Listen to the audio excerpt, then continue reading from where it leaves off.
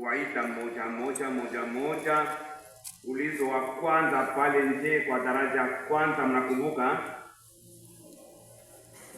Umesha kusahau, lakini ilikuwa hivi: mnataka nini kwa eklezia ya Mungu?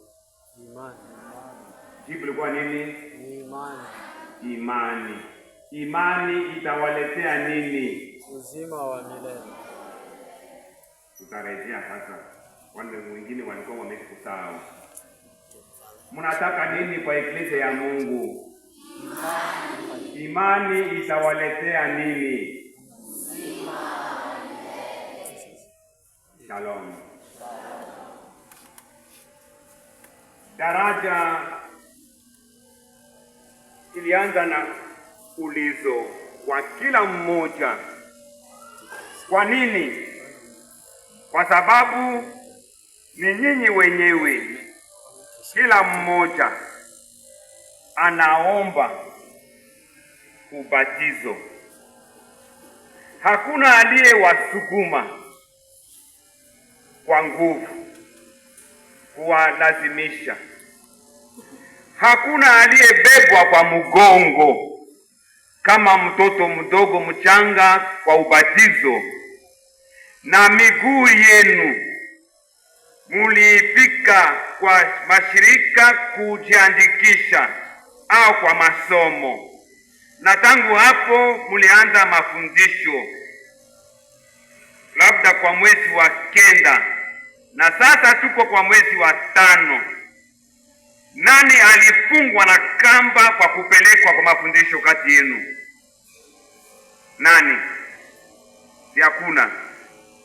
Hakuna aliyebebwa kwa mgongo siku ya 3 kwa kufika hapa kwa mafungo. Na tangu kufika kwenu munashika mipango yote karibu sawasawa, mpaka tukutane pale kwa pango la Bikira Maria, na kutoka pale ni wewe tu unafuata msalaba wa Yesu Kristu tunayemfuata kama Bwana. Na hapa sasa ni wewe unaomba ubatizo kwa kugeuka nani? Kwa kugeuka nani? Mukristu ni nani? Mukristu kwa ajili ya Kristu ni mwana wa Mungu Baba. Na kwa njia ya ubatizo twageuka hivi kaka na dada zake Yesu Kristu na viungo vya mwili wake Kristu, kama vile tumesikia katika somo la kwanza. Na mwili wa Kristu ni eklezia. Kwa njia ya ubatizo tunaingia na kutaka kwetu katika jamaa hii ya Mungu na jamaa ya wana wa Mungu. Kaka na dada katika Kristu, salamuni. Wakatekumeni, shalom. Nyinyi mnaomba ubatizo, muko watu wema, watakatifu, wakamilifu? Hapana, ni watu dhaifu, wanyonge, maskini, wenye dhambi. Na hata sasa unabeba pia dhambi na maovu mlioyatenda, kama vile huyu kipofu na muomba msaada jina lake Bartimeo, kwani munaaminia Mungu wa huruma kama vile yeye Bartimeo alilia. Katika maisha yenu mmesha kuilia huruma ya Mungu au kuwasikiliza wazazi au watu wengine kumwomba Mungu huruma, na nyinyi vile katika maisha yenu labda mara nyingi. Kaka na dada katika Kristu, na hivi nyinyi wakati tumeni mnaomba kubatizwa, Nilichagua somo la kwanza katika barua ya Paulo mtume kwa Waefeso. Efeso ilikuwa mji ambamo makundi na makundi ya watenda maovu walikuwa wengi na wengi. Watu wa namna gani? Tumesikia wenye kufanya uwizi, uongo, uasherati, hasira na ujeuri kwa namna zote, na mabaya. Paulo bahati mbaya tutasema anatumwa katikati ya watu wa namna hii kwa kutangaza habari njema ya wokovu. Na hivi kaka na dada, kufuatana somo la kwanza, kubatizwa au kuomba kubatizwa ni kukamata makusudi ya kuacha maisha ya mtu wa kale, mwendo wetu wa zamani na tabia zetu mbaya, kwani tunatambua ubaya wake na vinyume vyake, na sisi wenyewe hatuwezi kitu. Tunamkimbilia mwingine ndiye Mungu, kwani twaamini ya kwamba ana uwezo wowote hata kuturumia, kutuondolea dhambi ya asili, dhambi zetu sisi wenyewe tuliyotenda. Kwa ajili ya huruma yake atatufanya kuwa watu wapya, kiumbe kipya kwa ajili ya Kristo aliyekufa na kufufuka.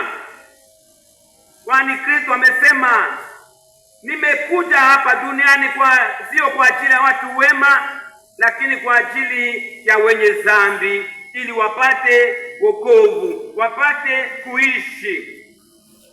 Basi wakatekimeni, tunapojongea leo kwa altari kwa kupokea sakramenta ya ubatizo, muwe na dhamiri, msisahau ya kwamba maisha yenu yana bei, yana valeur kubwa sana machoni pake Mungu, na msisahau ya kwamba udhaifu, upungufu na dhambi ni ndani mwetu, na bila msaada wa neema ya Mungu hatuwezi kuwa Wakristo. Na kugeuka Mkristo sio kupanda kwa podium, kwa munara ili watu wawatazame, ili watu wawashangilie, ili watu wawachapie makofi au wawatangaze kwa telefoni, kwa picha hivi na hivi. Mtafunga foto bado kidogo hapa. Ile si ya muhimu. Ya muhimu kuwa Mkristo ni nini? Kutambua kwamba hatuwezi kuishi sisi vizuri kama watu walioumbwa na Mungu kwa mfano wake na kwa sura yake, bila msaada wa Mungu, bila kuwapo kwake Kristo, haiwezekane kwa mtu yeyote. Na hivi tunaalikwa siku zote sisi tuliobatizwa kuongoka. Kubatizwa ni kuanza safari mpya, ni kuanza safari ya maisha ya mtu mpya, kama vile Paulo anasema katika somo la kwanza. Salamuni. Ndio wakati wa mafundisho, mulifundishwa mambo mengi sana na mambo mengine ya imani yetu, ya Biblia, juu ya Mungu, juu ya eklesia, juu ya dunia, juu ya maovu. Mulifundishwa namna gani kuishi Kikristo, na mulifahamu, na mnakomaa kwa elimu upande wa mambo ya imani. Lakini zaidi na zaidi, sikujua mambo mengi, lakini kuyaishi katika maisha yetu ya kila siku, tukitambua kila mara kwamba tuko kama Bartimeo na hali yetu ambamo inatupasa kumulilia Mungu, mwana wa Daudi, unihurumie. Kila mara kupiga magoti kwa kumsihi Mungu katika taabu zetu, katika kuanguka kwetu, katika mahangaiko yetu. Yeye ni tayari kutuita kama alivyomwita Bartimeo na kushika mkono wetu kwa kutuinua, kwa kututakasa, kwa kutulisha, kwa kutuongoza, tutembee pamoja na Kristo, tutembee pamoja na eklesia, tutembee pamoja na waamini wa Kristo wa Katolika, kwani tumeingia katika ile jamaa, na hivi ndani ya ile jamaa tunapata nafasi sio kwa kukaa kwa kufunga mkono hivi, lakini nafasi kwa kutumikia, kwa kujenga eklesia ya Bwana Yesu Kristo hapa duniani, tukiwa mashahidi wa imani yetu kwa maneno, kwa matendo na maisha yetu ya kila siku. Salamuni. Wakati kimeni, shalom. Kuongoka si kwa siku moja, lakini ni siku zote, kila siku kudumu katika ile mapigano ya kutafuta ukamilifu, ya kuachana na mtu wetu wa zamani zenye anapatikana ndani mwetu, ndio tabia yetu, matendo yetu, mwendo wetu, maneno yetu yanayotukiza Mungu, kuachana na kila mara, na hivi kwa msaada wa neno la Mungu, kwa msaada wa sakramenta tunayoishi, na hivi twajaliwa neema katika mapigano yetu na safari yetu tukimfuasa Yesu Kristo. Kaka na dada katika Kristo, salamuni. Salamuni tena. Kuwa Mkristo au mtu mpya ni kuwa shahidi wa Yesu Kristo mfufuka. Nyinyi mnabatizwa wakati wa Pasaka kwa kuwa watu wake Kristo, rafiki zake Kristo. Kama mtamjua zaidi na zaidi, kutafuta kujua Yesu Kristo kupitia injili yake, kupitia maandiko matakatifu. Kumjua ni kusema pia kumpenda Yesu Kristo. Kumpenda Yesu Kristo ni pia kuishi pamoja na Kristo, kutembea pamoja na Kristo, kufanya yote pamoja naye kwa ajili yake, kwa ajili ya sifa ya Mungu na wokovu wetu na wokovu wa watu wengine. Na ile tutafanya wapi? Tutafanya ndani ya maisha yetu pamoja na wengine, ndio jamaa. Wakati kimeni, shalom. Mnakumbuka siku ya ngapi tulifanya chapeleti magharibi? Wapi? Kwa pango la Bikira Maria ilikuwa siku ya ngapi? Siku ya ngapi?